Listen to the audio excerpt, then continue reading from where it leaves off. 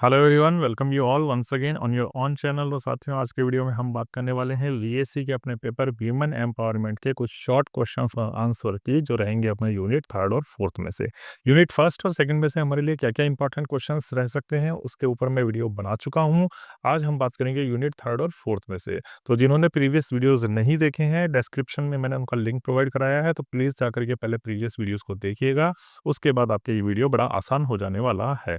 तो बिना time waste किए हम चलते हैं आज के पहले क्वेश्चन पे, जो यूनिट थर्ड से रहेगा। तो पहला क्वेश्चन है वो ये है कि महिला सशक्तिकरण में सबसे बड़ी सामाजिक बाधा क्या है, सोशल बैरियर क्या है in the way of women empowerment. तो ट्रेडिशनल, हमारी जो ट्रेडिशनल सोच है, ट्रेडिशनल माइंडसेट है, लोगों का महिलाओं के प्रति जो दृष्टिकोण है, वो सबसे बड़ी बाधा है। और पैट्रियार्कल सोसाइटी यानी मेल डोमिनेंट सोसाइटी जो है, वो महिलाओं के एम्पावरमेंट, महिलाओं के सशक्तिकरण में बाधा उत्पन्न करती है। नेक्स्ट क्वेश्चन फिर बनता है कि महिलाओं के लिए शिक्षा जरूरी क्या है, what is the importance of education for the women. देखो, शिक्षा क्या करती है, शिक्षा से महिलाएं खुद के राइट्स के बारे में जानती है, शिक्षा से महिलाएं जागरूक होती है, अवेयर होती है। तो शिक्षा महिलाओं को क्या बनाती है, सेल्फ रिलायंट यानी आत्मनिर्भर बनाती है, और महिलाओं को अपने अधिकारों के प्रति जागरूक करती है। Aware the women about their own rights in the society.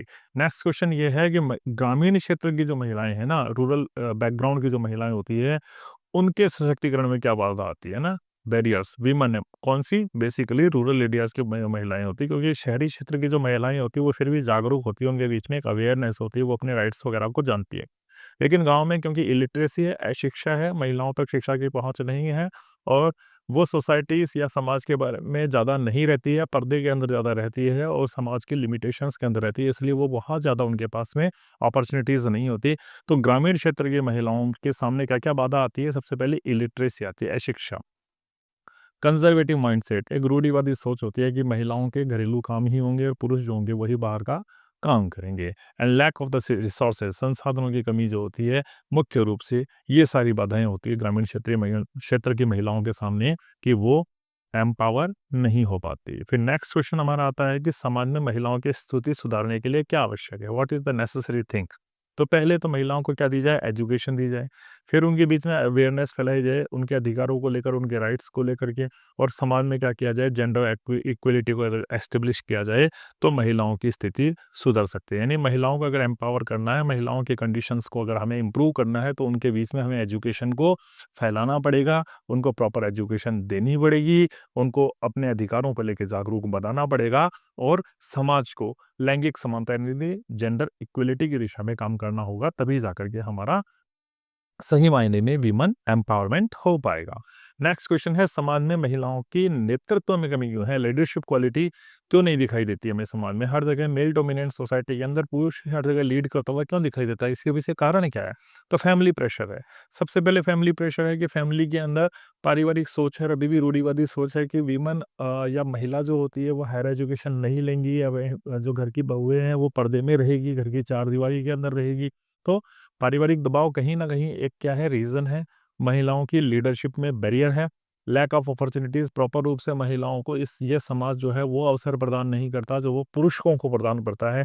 इसीलिए शायद वो लीडर नहीं बन पा रही है। और जेंडर बायसनेस, और हम पहले से पूर्वाग्रह से ग्रसित हैं कि महिलाएँ अच्छा नेतृत्व नहीं कर सकती। ये समाज इस चीज़ को मानता है, या इस पूर्वाग्रह से ग्रसित है कि महिलाएँ इस समाज को लीड नहीं कर सकती। तो ये सारी वो कमियां हैं, या ये सारे वो रीज़न हैं जो महिलाओं की लीडरशिप क्वालिटी को हिंडर करते हैं, उनको रोकते हैं। ठीक है।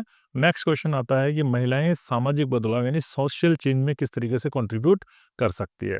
तो देखो, महिलाएं किस तरीके से कंट्रीब्यूट कर सकती है। तो महिलाएं अगर एजुकेशन ले ले, ठीक है, महिलाओं के पास अगर शिक्षा आ जाए, तो वो अपने राइट्स को जान जाएगी, वो समाज की बारीकियों से परिचित हो जाएगी, डेवलपमेंट में अपना योगदान देने पड़ेगी। और ये ही चीज़ें उसके अंदर जब आ जाएगी, शिक्षा आ जाएगी, जागरूकता आ जाएगी, नेतृत्व क्षमता आ जाएगी, तो वो अपने इन्हीं गुणों के बलबूते समाज के अंदर क्या कर सकती है, चेंज कर सकती है, परिवर्तन ला सकती है। तो सामाजिक परिवर्तन कर सकती है महिलाएं, अगर उनके पास भी क्या हो जाए, शिक्षा आ जाए, वो जागरूक हो जाए, और उनमें नेतृत्व क्षमता को डेवलप कर दिया जाए। आगे बढ़ें उससे पहले, यदि आपने अभी तक अपने चैनल द फ्लुएंट पेन को सब्सक्राइब नहीं किया है, तो प्लीज़ इसको सब्सक्राइब कर लीजिए, ताकि आगे आने वाले अपडेट्स आपको मिलते रहें।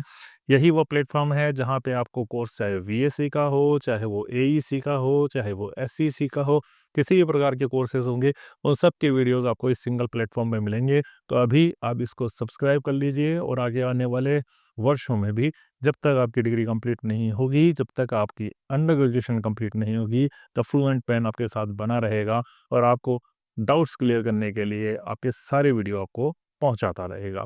तो अभी सब्सक्राइब करें the fluent pen by Ajay sir को। चलते हैं नेक्स्ट स्लाइड की तरफ। नेक्स्ट क्वेश्चन हमारा ये इंपॉर्टेंट है, महिलाओं को आर्थिक रूप से स्वतंत्र होने में क्या क्या कठिनाइयाँ आती है। तो सबसे पहले वेज गैप, ठीक है, उनके फाइनेंशियल इंडिपेंडेंट क्यों नहीं हो पा रही, क्योंकि वेज गैप, जहाँ पे वो नौकरी कर रही है वहाँ पे पुरुषों को ज़्यादा वेतन मिल रहा है जबकि उनको ज़्यादा वेतन नहीं मिल पा रहा है। समाज ने उनके लिए ज़्यादा अपॉर्चुनिटीज़ क्रिएट नहीं करी है। मेल डोमिनेंट सोसाइटी, इसलिए जो पुरुष प्रधान समाज है तो उसने पुरुषों के लिए हिसाब से जॉब बनाई है या पुरुषों को ज़्यादा प्रायोरिटीज़ दी जाती है जॉब में, इसीलिए महिलाओं के पास लिमिटेड जॉब अपॉर्चुनिटीज़ है।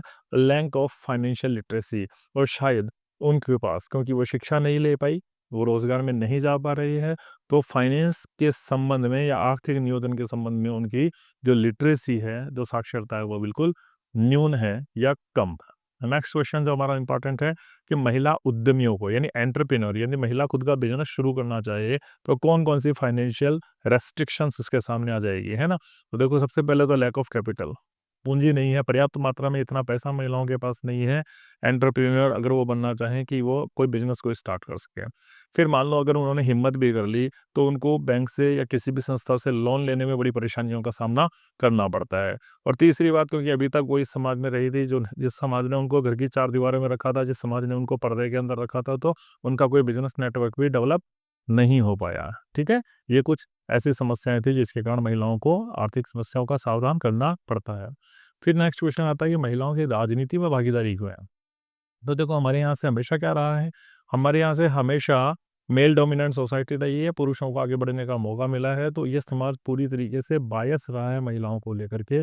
उसने महिलाओं को हमेशा एक अलग नज़रिए से देखा है, लिमिटेड अपॉर्चुनिटी के साथ देखा है, घर में चार रहने वाली महिला के रूप में देखा है।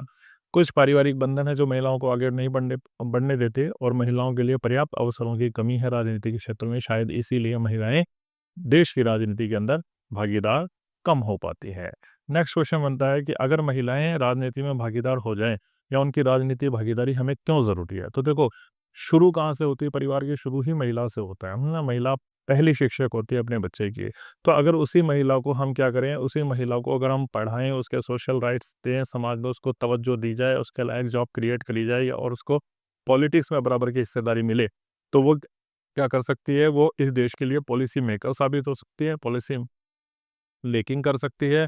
और क्योंकि वो अपने अधिकारों के प्रति जागरूक होगी तो उसकी आवाज़ भी इस सोसाइटी के अंदर बुलंद होगी। नेक्स्ट है कि महिलाओं के लिए कानूनी अधिकारों की जानकारी, यानी लीगल राइट्स के बारे में पता होना चाहिए। लीगल अवेयरनेस, कानून के बारे में, देखो कानून के बारे में बहुत ज़रूरी है, क्योंकि अगर कानून नहीं होंगे और कानून का ज्ञान नहीं होगा महिलाओं को, तो वो अपने राइट्स जो होते हैं उसको प्रोटेक्ट नहीं कर पाएगी।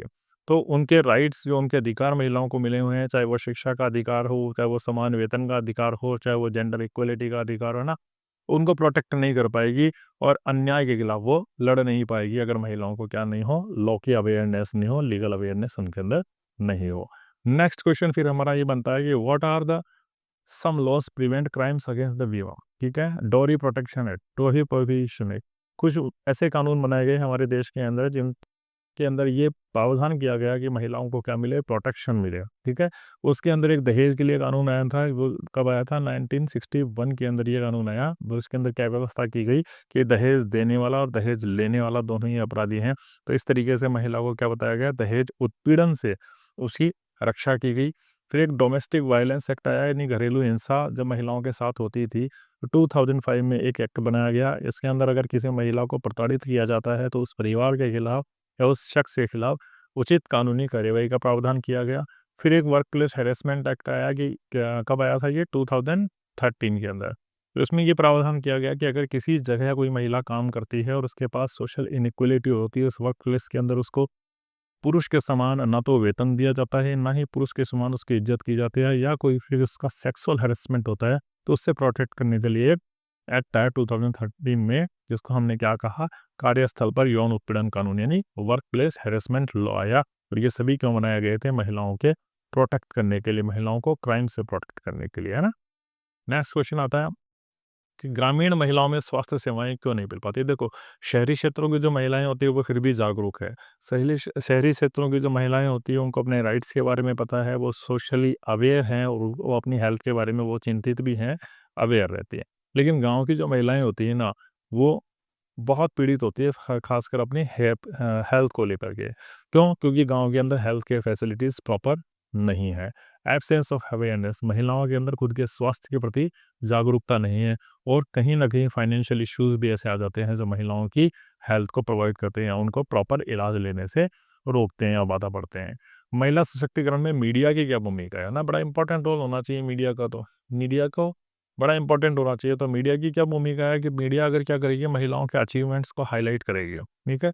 उनकी उपलब्धियों को समाज के सामने उजागर करेगी। कोई महिला कोई बढ़िया पोस्ट पे चली गई, किसी महिला ने कोई बहुत बढ़िया उपलब्धि ले ली या उन्होंने कोई महिला कुशल कारीगर है, तो इन अचीवमेंट्स को अगर मीडिया दिखाएगी तो ये क्या करेगी, दूसरी महिलाओं को भी इंस्पायर करेगी और दूसरी महिलाएँ भी क्या करेगी, एक एम्पावरमेंट के क्षेत्र में जाएगी या अपने अधिकारों के प्रति जागरूक होगी।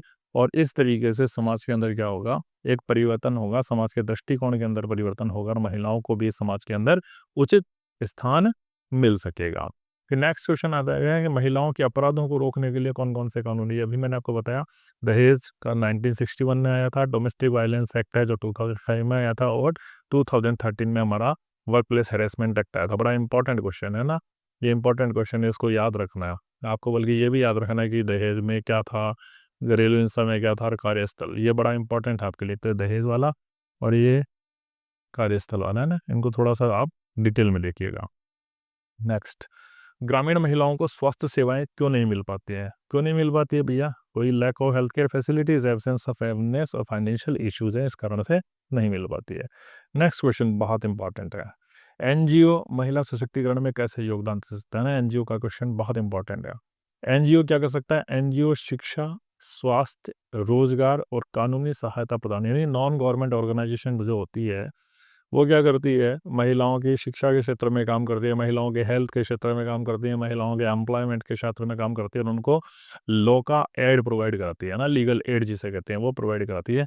और इस तरीके से वो एनजीओज़ जो हैं, एक तरफ सरकार अपने काम कर रही है, लेकिन ये नॉन गवर्नमेंट ऑर्गेनाइजेशंस भी कुछ हैं जो वुमेन एम्पावरमेंट के लिए काम कर रहे हैं। नेक्स्ट क्वेश्चन फिर ये है कि महिलाओं के लिए काम करने वाले प्रमुख एनजीओ कौन से? बहुत इंपॉर्टेंट है ना? Very important. कौन-कौन से? एक तो सेवा, केयर, प्रदान, स्माइल फाउंडेशन, कुछ ऐसे एनजीओज़ हैं जो बड़े फेमस हैं, जो महिला के क्षेत्र में या महिला सशक्तिकरण के क्षेत्र में काम कर रहे हैं। नेक्स्ट क्वेश्चन है सेवा, ठीक है? इनकी फुल फॉर्म याद रखनी है, 100% आ सकती है। सेवा, सेल्फ एम्प्लॉयमेंट वीमेन एसोसिएशन क्या है? यह एक एनजीओ है that protect the right of the self employed women. जो महिला स्वयं का रोजगार कर रही है, स्वरोजगार कर रही है, उनके अधिकारों को प्रोटेक्ट करने के लिए एक एनजीओ है जिसका नाम है सेवा। और सेवा की फुल फॉर्म क्या है? Self employment women association. ध्यान रखनी है ना ये फुल फॉर्म। नेक्स्ट है एनजीओ ग्रामीण महिलाओं की मदद कैसे करता है? एनजीओ ग्रामीण महिलाओं को improve the status by providing education, उनको एजुकेशन देता है, हेल्थ देता है और फाइनेंशियल एड देता है। इस तरीके से ग्रामीण महिलाओं की मदद एनजीओज करते हैं। नेक्स्ट क्वेश्चन है एनजीओ के माध्यम से महिला सुरक्षा कैसे सुनिश्चित की जाती है? तो एनजीओ क्या करती है? लीगल काउंसलिंग करती है, महिलाओं की हेल्पलाइन नंबर देती है और शेल्टर होम्स, आश्रय स्थल देते हैं, जिससे महिलाएं एम्पावर हो सकती है। नेक्स्ट है स्वयं सहायता समूह, एसएचजी क्या होते हैं? बड़े इंपॉर्टेंट है ना, बहुत इंपॉर्टेंट क्वेश्चन है ये, वेरी इंपॉर्टेंट। एसएचजी क्या होते हैं? ये छोटे छोटे समूह होते हैं जो मिलकर बचत करते हैं और छोटे व्यवसाय को चलाते हैं। यानी एसएचजी क्या होते हैं? स्मॉल ग्रुप ऑफ वीमेन, महिलाओं के छोटे-छोटे ग्रुप होते हैं, जो मिलकर के बचत भी करते हैं और छोटे से बिज़नेस को चलाते हैं ना, एंटरप्रेन्योर्स होते हैं ये बेसिकली। गाँव के अंदर एसएचजी को देखा जाता है, स्वयं के स्तर पे या डेयरी या पशुपालन इस तरीके के काम करते हैं और छोटे-छोटे बिज़नेस के माध्यम से ये महिलाओं को एम्पावर करते हैं हम।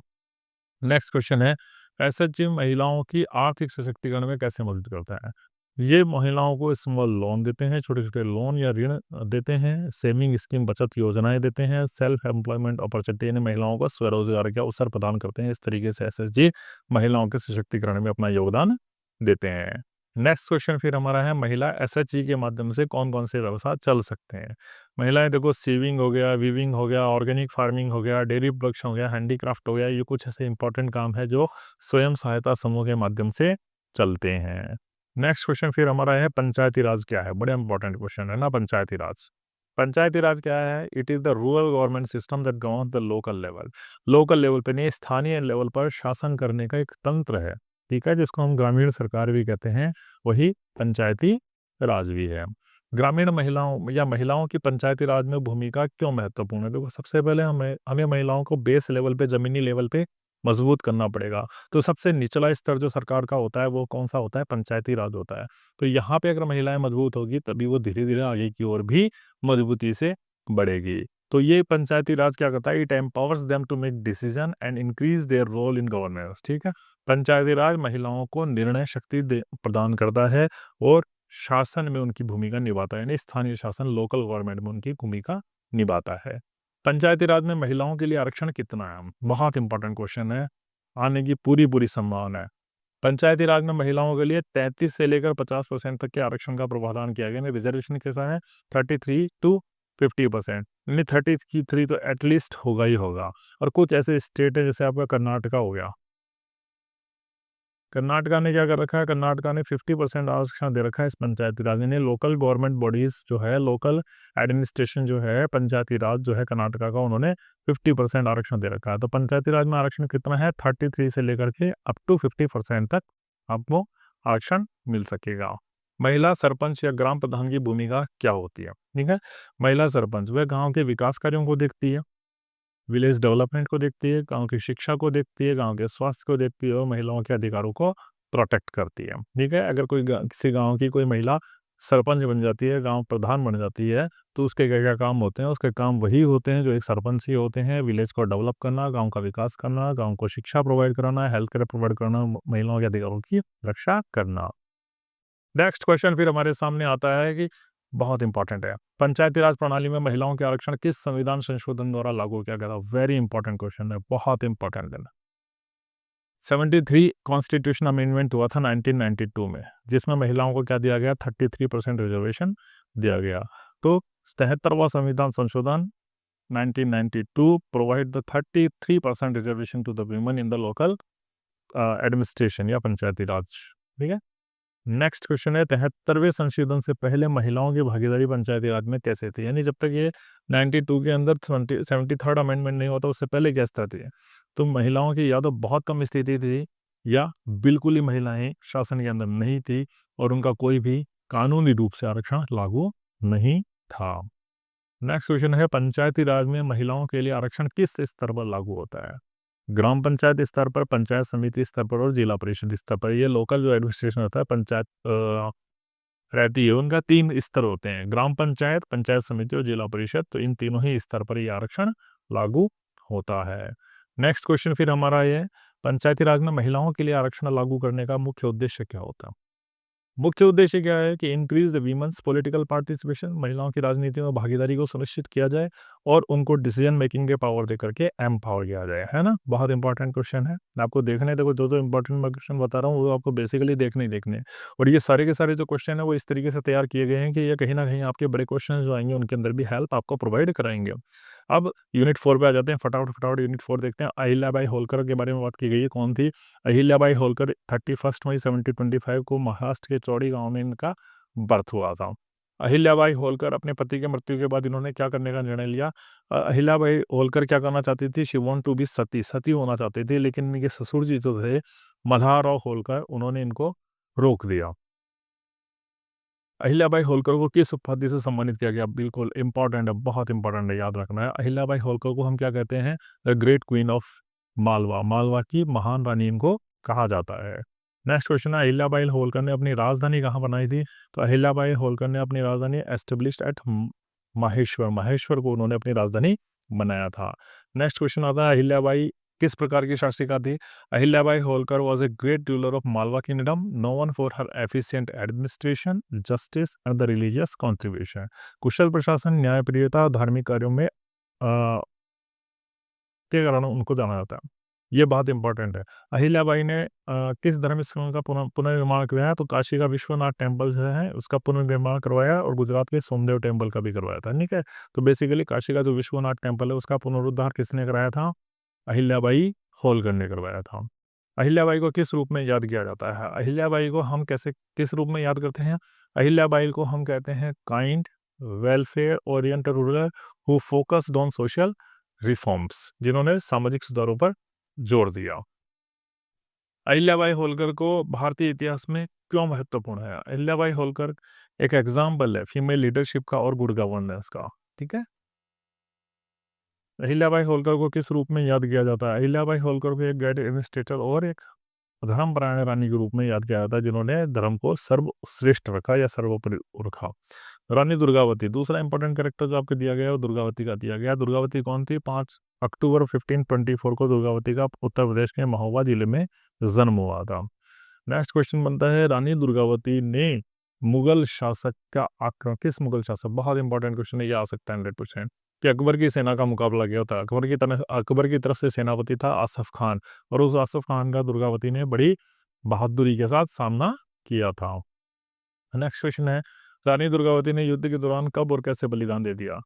देखो, 24 जून 1564 को गंभीर रूप से घायल होने के बाद रानी ने फैसला किया, घायल तो हो गई थी, seriously bounded in the battle that was held on the June 24 1564, seriously bounded, लेकिन उन्होंने चूज किसको किया? मार्टिरडम को चूज किया। उसने कहा कि मैं मर जाऊंगी लेकिन सरेंडर नहीं करूंगी, आत्मसमर्पण नहीं करूंगी। तो उन्होंने अपनी स्वतंत्रता, अपने सम्मान के लिए अपनी जान दे दी और स्वयं आत्महत्या कर ली ताकि वो दुश्मनों के हाथ में ना पड़े। नेक्स्ट क्वेश्चन होता है, भारत सरकार ने दुर्गावती को क्या सम्मान दिया भाई? भारत सरकार ने रानी दुर्गावती यूनिवर्सिटी को एस्टेब्लिश किया 1983 के अंदर। इंपॉर्टेंट है, याद रखना है। तो रानी दुर्गावती यूनिवर्सिटी कब बनी थी? 1983 के अंदर। दुर्गावती की याद में कौन सा राष्ट्रीय स्मारक बनाया? तो देखो, जबलपुर में एक स्मारक बनाया गया, जबलपुर मध्य प्रदेश के अंदर एक राष्ट्रीय स्मारक बनाया गया है दुर्गावती के नाम से। नेक्स्ट, रानी दुर्गावती भारतीय इतिहास में क्यों याद किया जाता है?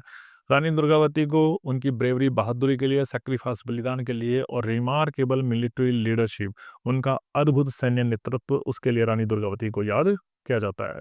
कि नेक्स्ट क्वेश्चन है, सावित्रीबाई फुले का जन्म कब और कहाँ हुआ था? सावित्रीबाई फुले का जन्म कब हुआ था? जनवरी 3, 1831 में नया गांव, महाराष्ट्र के अंदर she was born. Savitribai next question है, सावित्रीबाई फुले को प्रारंभिक जीवन में सबसे बड़ी बाधा क्या मिली थी? उन्हें लड़कियों की शिक्षा को लेकर समाज में कड़ा विरोध करना पड़ा था, यानी गर्ल एजुकेशन को लेकर के। जब आई थी तो गर्ल एजुकेशन को लेकर के उन्हें क्या करना पड़ा था? उन्होंने देखा उस समय गर्ल्स को जो था प्रॉपर एजुकेशन नहीं थी, या गर्ल्स के पास प्रॉपर एजुकेशन की सुविधा महिलाओं को समाज में नहीं थी। शिक्षा के क्षेत्र में सावित्रीबाई फुले का सबसे बड़ा योगदान क्या है? बहुत इंपॉर्टेंट है, बहुत इंपॉर्टेंट है। पहला स्कूल बनाया था उन्होंने लड़कियों के लिए 1848 में। कहाँ बनाया? पुणे, महाराष्ट्र के अंदर उन्होंने पहली बार स्कूल बनाया था, जिसके अंदर गर्ल्स एजुकेशन के लिए ही बनाया गया था, लड़कियों के लिए ही बनाया गया था। तो ये एक्सक्लूसिव स्कूल फॉर गर्ल्स की स्थापना करी थी 1848 में पुणे, महाराष्ट्र में। नेक्स्ट क्वेश्चन है कि महिलाओं के सशक्तिकरण में सावित्रीबाई फुले की क्या भूमिका है? महिलाओं की एजुकेशन के लिए उन्होंने काम करा, महिलाओं के राइट्स के लिए उन्होंने काम करा, महिलाओं के सोशल इक्वलिटी के लिए उन्होंने इस सोसाइटी में क्या करा था? स्ट्रगल करा था, संघर्ष करा था, ठीक है। नेक्स्ट क्वेश्चन है, सावित्रीबाई फुले ने कौन सा आंदोलन चलाया था? सावित्रीबाई फुले ने विमेन एजुकेशन और विडो रीमैरिज, यानी विधवा पुनर्विवाह के लिए इन्होंने आंदोलन चलाया था, मूवमेंट को चलाया था। नेक्स्ट क्वेश्चन फिर हमारा है कि सावित्रीबाई फुले को किस उपाधि से नवाजा जाता है? बहुत इंपॉर्टेंट है, first female teacher of the India. Savitribai Phule को क्या कहा जाता है? First female teacher of India कहा जाता है। नेक्स्ट है, प्लेग महामारी के दौरान सावित्रीबाई फुले ने कैसे योगदान दिया? प्लेग फैल गया था लेकिन सावित्रीबाई फुले पीछे नहीं हटी, एक सोशल वर्कर थी, सेल्फलेस, लेकिन निस्वार्थ भाव से उन्होंने मरीजों की सेवा करी, और इसी के कारण वो खुद भी संक्रमित हो गई और उसी प्लेग महामारी से ग्रसित होकर के वो भी मर गई थी। नेक्स्ट क्वेश्चन आता है, सावित्रीबाई फुले के जीवन से हमें क्या बड़ा सबक मिलता है? सावित्रीबाई फुले ने हमें सिखाया importance of education, social equality और प्रिजर्वेंस, ठीक है, किस तरीके से दृढ़ होकर के सामाजिक समानता और शिक्षा को हम प्राप्त कर सकते हैं, उसका इंपॉर्टेंस हमारे लिए क्या होता है, ये सावित्रीबाई फुले के जीवन से हम सीख सकते हैं। सावित्रीबाई फुले ने किसके साथ मिलकर के अभियान चलाया था? तो सावित्रीबाई फुले ने अपने पति हस्बैंड ज्योतिबाराव फुले और उनकी एक साथी थी जिसका नाम था फातिमा शेख, इनके साथ मिलकर के उन्होंने अभियान चलाया था। इंपॉर्टेंट है ना। नेक्स्ट, सावित्रीबाई फुले समाज में किस प्रकार से कठिनाइयों का सामना करना पड़ा? देखो, समाज में अगर परिवर्तन करते हो तो बड़ा आसान नहीं होता, आपको कई विरोध का सामना भी करना पड़ता है। तो सोसाइटी ने उनका अपोज किया, विरोध किया, उनके ऊपर कीचड़ फेंका गया, पत्थर फेंका गया, but she continued her work in education, लेकिन फिर भी वो पीछे नहीं हटी और शिक्षा के क्षेत्र में अपने कार्य को निरंतर करती रही। नेक्स्ट क्वेश्चन आता है कि सावित्रीबाई फुले ने महिलाओं की शिक्षा में योगदान आज भी महत्वपूर्ण क्यों है? क्योंकि she laid the foundation of the first women for education empowering even today, ठीक है, क्योंकि वह पहली ऐसी महिला थी जिन्होंने महिलाओं के अधिकारों के लिए आवाज़ उठाई और महिलाओं को शिक्षा के अधिकार बेसिकली दिलाना चाहती थी। और इसीलिए उनको याद किया जाता है कि शिक्षा के क्षेत्र में अगर किसी का पहली महिला एजुकेशन के रूप में पहला नाम आता है तो वो किसका आता है? सावित्रीबाई फुले का आता है। नेक्स्ट क्वेश्चन आता है फिर, मैरी कॉम कौन है और उन्हें किस खेल के लिए जाना जाता है? ठीक है, इंपॉर्टेंट। मैरी कॉम एक फेमस इंडियन बॉक्सर है और उनके लिए क्यों जाना जाता है? क्योंकि वो बॉक्सिंग में कई वर्ल्ड चैंपियंस को जीत चुकी है। नेक्स्ट क्वेश्चन है, मैरी कॉम का पूरा नाम क्या है? मैरी कॉम का पूरा नाम क्या है? मैरी कॉम का पूरा नाम है मंगते चंगनी जंग, ठीक है, याद रखना है मैरी कॉम का पूरा नाम मंगते चंगनी जंग। मैरी कॉम का जन्म कब और कहाँ हुआ? तो ठीक है, इंपॉर्टेंट है। मैरी कॉम कहाँ की थी? 1 मार्च 1982 को मणिपुर के कांगथेई गांव में इनका जन्म हुआ था। मैरी कॉम का मैग्निफिसेंट मैरी क्यों कहा जाता है? बहुत इंपॉर्टेंट है। मैरी कॉम को मैग्निफिसेंट मैरी क्यों कहा जाता है? क्योंकि 6 बार की विश्व चैंपियन थी, first female boxer to become the 6 time world champion earning this title. ये पहली महिला मुक्केबाज थी, पहली महिला बॉक्सर थी जिन्होंने 6 बार के वर्ल्ड चैंपियन का टाइटल लिया, 6 बार वो विश्व चैंपियन बनी, इसीलिए उनको क्या कहा गया? मैग्निफिसेंट मैरी कहा गया। नेक्स्ट क्वेश्चन आता है कि मैरी कॉम ने कितने बार विश्व चैंपियनशिप जीती है? 6 बार विश्व चैंपियनशिप में स्वर्ण पदक जीता है उन्होंने, गोल्ड मेडल, ठीक है, ये बड़ा इंपॉर्टेंट है। मैरी कॉम को कौन सा सर्वोच्च खेल पुरस्कार मिला है? तो मैरी कॉम को सर्वोच्च खेल पुरस्कार कब मिला? 2009 में she was awarded with the Rajiv Gandhi Khel Ratna award, ठीक है, राजीव गांधी खेल रत्न अवार्ड इनको दिया गया था 2019 में, 2009 में, सॉरी, इंडियन गवर्नमेंट के द्वारा। मैरी कॉम को ओलंपिक में कौन सा पदक जीता था? ओलंपिक में जब वो खेली थी 2012 में, तो she brought the bronze medal for India, Bharat के लिए वो क्या लेके आई थी? कांस्य पदक लेकर के आई थी। मैरी कॉम ने अपनी आत्मकथा में क्या लिखा? ठीक है, अब देखो मैरी कॉम की आत्मकथा क्या है, बड़ी इंपॉर्टेंट है। मैरी कॉम की आत्मकथा है अनब्रेकेबल, और उन्होंने अपने संघर्ष और सफलता की कहानी को इसके अंदर लिखा है, बहुत इंपॉर्टेंट है ना, याद रखना है। मैरी कॉम कौन से नागरिक सम्मान मिले? कौन कौन सी उपाधियां मैरी कॉम को मिली है? इंपॉर्टेंट है। मैरी कॉम को पद्मश्री मिला 2006 में, पद्म भूषण मिला 2013 में, और पद्म विभूषण से सम्मानित किया गया इंडियन गवर्नमेंट के द्वारा 2020 के अंदर। तो ये कुछ अवार्ड थे जो किसको मिले थे? हमारे मैरी कॉम को मिले थे। नेक्स्ट क्वेश्चन है, मैरी कॉम ने किस वर्ष राज्यसभा की सांसद के रूप में शपथ ली? यानी ऐसा नहीं था वो खेल में रही, फिर वो राज्यसभा में एक एमपी के लेवल पर भी उन्होंने काम किया, and she was elected 2016 in the year 2016 as the member of Rajya Sabha, ठीक है। नेक्स्ट क्वेश्चन फिर हमारा आता है, मैरी कॉम पर कौन सी बॉलीवुड फिल्म है? बड़ी इंपॉर्टेंट है। मैरी कॉम पर एक बॉलीवुड फिल्म बनी है जिसको मैरी कॉम के नाम से ही फेमस किया गया है, और प्रियंका चोपड़ा इसमें क्या है? मुख्य भूमिका के अंदर आपकी नजर आई है, प्रियंका चोपड़ा ने किरदार इसमें निभाया। इंपॉर्टेंट क्वेश्चन है ना। मैरी कॉम ने कौन सा नया मुकाम हासिल किया है? मैरी कॉम पहली इंडियन बॉक्सर थी जिन्होंने ओलंपिक के अंदर पार्टिसिपेशन किया, तो she was the first boxer, first female boxer, है ना, पहली फीमेल थी वो ऐसी बॉक्सिंग के अंदर पार्टिसिपेशन लेने वाली। नेक्स्ट क्वेश्चन है, सिंधुताई सतपाल कौन थी? सिंधुताई सतपाल कौन थी, तो उन्हें किस नाम से जाना जाता है? तो सिंधुताई सतपाल एक सोशल वर्कर थी, and she is known as mother of orphans, बड़ा इंपॉर्टेंट है ना, किस नाम से जाना था? मदर ऑफ ऑर्फेंस के नाम से हमको जाना जाता है। नेक्स्ट क्वेश्चन फिर हमारा आता है कि सिंधुताई सकपाल का जन्म कब और कहाँ हुआ था? सिंधुताई सकपाल का जन्म 1948 को महाराष्ट्र के वर्धा डिस्ट्रिक्ट के अंदर हुआ था। फिर नेक्स्ट क्वेश्चन है, सिंधुताई सपकाल का बचपन कैसा बीता? तो देखो, सिंधुबाई सपकाल का जो बचपन है वो गरीबी में बीता था, पॉवर्टी में बीता था, केवल 4th स्टैंडर्ड तक ही वो एजुकेशन ले पाई थी। फिर नेक्स्ट क्वेश्चन आता है, सिंधु ताई की शादी किस उम्र में हुई थी? 12 वर्ष की उम्र में ही उनकी एक 30 वर्ष के व्यक्ति के साथ शादी कर दी गई थी। यानी अपनी एज से डबल से भी ज़्यादा उम्र के व्यक्ति के साथ उनके साथ शादी कर दी गई। And we when she was 20 years old, जब वो 20 साल की थी और जब वो प्रेग्नेंट भी थी, तो उनके पति ने उनको घर से बाहर निकाल दिया। और यही सबसे बड़ी चोट थी सिंधु ताई सपकाल के जीवन में जो उनको लगी, और उनको कैसा महसूस हुआ? उनको अनाथ सा महसूस हुआ पूरी सोसाइटी के अंदर। नेक्स्ट, सिंधु ताई सपकाल ने कितने अनाथ बच्चों को गोद लिया? ठीक है, उन्होंने लगभग 1500 से ज़्यादा अनाथ बच्चों को गोद लिया या अनाथ बच्चों को शरण दी थी। फिर नेक्स्ट क्वेश्चन आता है, सिंधु ताई को कौन कौन से पुरस्कार मिले हैं? उन्हें पद्मश्री से नवाजा गया, राष्ट्रीय मातृत्व पुरस्कार, क्योंकि उन्होंने 1500 से अधिक अनाथ बच्चों को गोद लिया था इसलिए, और इसके अलावा उनको बहुत सारे क्या मिले? सोशल रिवार्ड्स मिले थे, सम्मानित किया गया था अलग अलग मंच पे। नेक्स्ट क्वेश्चन फिर आता है, सिंधु ताई को पद्मश्री कब मिला था? पद्मश्री कब मिला था? 2021 में। 2022 में सिंधु ताई की डेथ हो गई थी, तो उनको सोशल सर्विस के लिए, समाज सेवा के लिए 2021 में क्या दिया गया? पद्मश्री सम्मान से सम्मानित किया गया।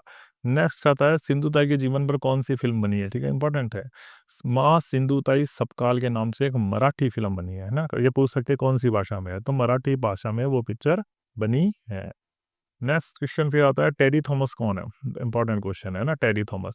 टेरी थॉमस कौन है? तो टेरी थॉमस एक भारतीय वैज्ञानिक है जिन्होंने मिसाइल वुमन ऑफ इंडिया के नाम से जाना जाता है। बहुत इंपॉर्टेंट है कि मिसाइल वुमन ऑफ इंडिया किसे कहा जाता है? तो टेरी थॉमस को कहा जाता है। क्यों कहा जाता है? टेरी थॉमस का जन्म कहाँ हुआ? टेरी थॉमस का जन्म 1963 में कहाँ हुआ था? अल्पुझा डिस्ट्रिक्ट केरला के अंदर इनका बर्थ हुआ था। फिर आता है, टेरी थॉमस किस संगठन से जुड़ी हुई थी? इंपॉर्टेंट क्वेश्चन है। Terry Thomas was associated with the defence research and development organisation, जिसको डीआरडीओ भी कहा जाता है, यानी रक्षा अनुसंधान और विकास संगठन से वो जुड़ी हुई थी। फिर आता है, टेरी थॉमस को मिसाइल वुमन ऑफ इंडिया कहा क्यों जाता है? उनको ये टाइटल दिया गया मिसाइल वुमन इंडिया का, लेकिन दिया क्यों गया? क्योंकि वो पहली क्या थी? महिला साइंटिस्ट थी जिन्हें भारत में अग्नि मिसाइल प्रोजेक्ट का नेतृत्व किया था। यानी अग्नि मिसाइल प्रोजेक्ट के अंदर वो क्या थी? पहली महिला थी, और वो डायरेक्टर भी थी इस प्रोजेक्ट की, है ना। नेक्स्ट क्वेश्चन आता है, फिर डीआरडीओ में काम करना कब शुरू किया था? 1988 में उन्होंने डीआरडीओ में अपने करियर की शुरुआत करी थी। नेक्स्ट क्वेश्चन आता है कि टेरी थॉमस ने कौन कौन से मिसाइल प्रोजेक्ट पे काम किया था? टेरी थॉमस ने मिसाइल प्रोजेक्ट कौन कौन से थे? अग्नि 4 और अग्नि 6 जो बेसिकली थे, इनमें उन्होंने अपनी महत्वपूर्ण भूमिका को निभाया था। नेक्स्ट क्वेश्चन आता है, टेरी थॉमस को कौन कौन से पुरस्कार मिले? उनको मिला DRDO scientist of the year के अवार्ड से सम्मानित किया गया और पद्मश्री से सम्मानित किया गया। नेक्स्ट है, टेरी थॉमस का प्रमुख योगदान क्या है? टेरी थॉमस का प्रमुख योगदान क्या है? कि उन्होंने strengthening India's ballistic missile capabilities, यानी बैलिस्टिक मिसाइल क्षमताओं में भारत को मजबूत करने में उन्होंने अपनी अहम भूमिका को निभाया था। नेक्स्ट क्वेश्चन आता है, टेरी थॉमस किस प्रकार की प्रेरणा देती है? वो देती है डिटर्मिनेशन, ये दृढ़ संकल्प की, एक्सीलेंस इन साइंस, क्योंकि साइंस के बैकग्राउंड की थी और साइंस में उन्होंने अपना अनूठा योगदान दिया, इसलिए विज्ञान की उत्कृष्टता और महिला सशक्तिकरण को वो निर्दिष्ट करती है। फिर नेक्स्ट क्वेश्चन आता है, टेरी थॉमस किस तरह से महिलाओं के लिए रोल मॉडल है? किस तरह से महिलाओं के लिए रोल मॉडल है? वो महिलाओं को इंस्पायर करती है साइंस में पार्टिसिपेशन और टेक्नोलॉजी, साइंस और टेक्नोलॉजी में पार्टिसिपेशन के लिए महिलाओं को इंस्पायर करती है। नेक्स्ट क्वेश्चन है फिर, इंदिरा नूई कौन है और वे किस क्षेत्र के लिए प्रसिद्ध है? बड़ा इंपॉर्टेंट है।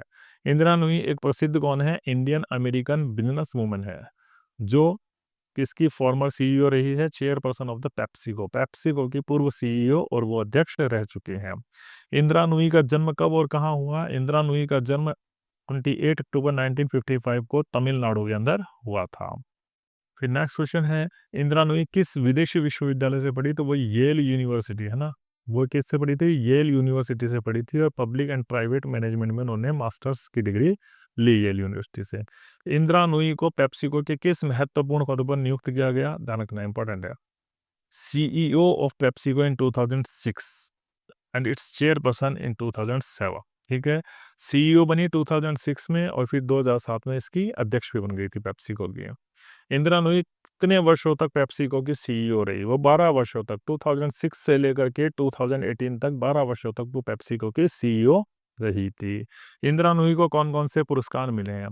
She was awarded with the Padma Bhushan 2007, 7 और फॉर्च्यून की सबसे शक्तिशाली महिलाओं की सूची में स्थान मिला है उनको, और कई बहुत सारे रिवार्ड भी उनको मिले हैं। नेक्स्ट क्वेश्चन है, महिलाओं इंदिरा गांधी ने महिलाओं को क्या प्रेरणा दी? इंदिरा गांधी ने महिलाओं को मेहनत, दूरदृष्टि और नेतृत्व में महिलाओं के लिए कॉर्पोरेट जगत में शीर्ष स्थान प्राप्त कर सकती है, ऐसा उन्होंने महिलाओं को सुझावित किया है अपने द्वारा किए गए कार्यों के माध्यम से। नेक्स्ट क्वेश्चन फिर इंपॉर्टेंट जो आपके लिए बनता है, इंदिरा नूई ने पेप्सिको में परफॉर्मेंस विद पर्पस का क्या अर्थ है? ठीक है, performance with purpose, performance with purpose का अर्थ क्या है? इसका अर्थ है कि कंपनी की वृद्धि के साथ साथ समाज और पर्यावरण की भलाई का भी ध्यान रखना। और ये इंपॉर्टेंट क्वेश्चन है कि इंदिरा नूई ने एक टर्म दिया था, परफॉर्मेंस विद पर्पस। पर्पस का मतलब क्या है कि सोसाइटी और इस एनवायरनमेंट का भी ध्यान रखना है और कंपनी की प्रोग्रेस भी करनी है। ठीक है, नेक्स्ट क्वेश्चन हमारा है, गौरा देवी कौन थी और वे किस प्रसिद्ध थी? गौरा देवी एक पर्यावरण कार्यकर्ता थी, एनवायरमेंटल एक्टिविस्ट थी और known for the Chipko movement in 1973। 1973 के अंदर उत्तराखंड, अब उत्तराखंड हो गया है, पहले ये यूपी था, उसमें चिपको मूवमेंट को इन्होंने लीड किया था। नेक्स्ट क्वेश्चन है, चिपको आंदोलन क्या है? ठीक है, इंपॉर्टेंट है। चिपको आंदोलन क्या है? यह एक नॉन वायलेंट मूवमेंट था, एक अहिंसक आंदोलन था, जहां पर ग्रामीणों ने क्या करा था, विलेजर्स ने hugged trees to prevent them from being cut down, पेड़ों से चिपक गए थे ताकि गवर्नमेंट ऑफिशियल्स उन पेड़ों को ना काट पाए। नेक्स्ट क्वेश्चन आता है, गौरा देवी का जन्म कब और कहाँ हुआ था? तो गौरा देवी का जन्म 1945 को उत्तराखंड के लापा गांव के अंदर हुआ था। नेक्स्ट क्वेश्चन आता है कि चिपको आंदोलन का मुख्य उद्देश्य क्या था? तो चिपको आंदोलन का उद्देश्य वनों की अंधाधुंध कटाई को रोकना और पर्यावरण की रक्षा करना था। ठीक है, गौरा देवी ने चिपको आंदोलन कब शुरू किया गया? तो पहली बार 26 मार्च 1973 को she started the Chipko movement for the first time, पहली बार उन्होंने स्टार्ट किया था। नेक्स्ट क्वेश्चन आता है, चिपको आंदोलन का सबसे बड़ा प्रभाव क्या था? आफ्टर दिस मूवमेंट, यानी लगभग 1974 के अंदर रैनी गवर्नमेंट हुआ करती थी उत्तराखंड के अंदर, 1974 में गवर्नमेंट ने अपने आदेश वापस ले लिए, पेड़ों को कटाई करने के आदेश वापस ले लिए, और चिपको आंदोलन के जो मूवमेंट में शामिल होने वाले जितने भी लोग थे, ये सब उनकी जीत हुई और कई पेड़ों को बचा लिया गया, और इस तरीके से चिपको आंदोलन ने सरकार को अपने घुटने टेकने पर मजबूर कर दिया और डिसीजन वापस लेने पर मजबूर कर दिया। तो ये कुछ इंपॉर्टेंट क्वेश्चंस थे जो बड़े इंपॉर्टेंट हो सकते थे आप लोगों के लिए आने वाले एग्जामिनेशन में। देखने के लिए आप सभी का बहुत बहुत धन्यवाद। कमेंट करिए, लाइक करिए और अपने फ्रेंड्स के बीच में शेयर करिए ताकि वो भी इसका बेनिफिट उठा पाएँ, और सब्सक्राइब ज़रूर करिए आपके अपने channel the fluent pen by Ajay sir को। आपके साथ हम यूं ही बने रहेंगे नए नए वीडियोस लेकर के, इंपॉर्टेंट क्वेश्चंस को लेकर के। मिलते हैं जल्दी ही आपसे नए वीडियो में, तब तक के लिए thank you, bye bye, see you soon.